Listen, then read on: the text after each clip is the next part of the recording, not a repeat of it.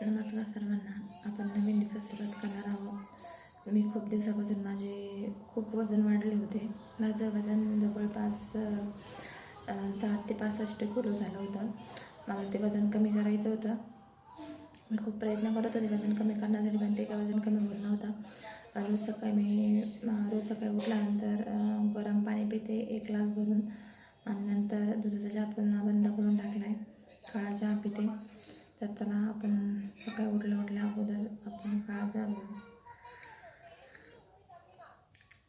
कोणाकोणाला काळा चहा आवडतो हे सांगा. काळा चहा मला बिलकुल आवडत नाही, पण मी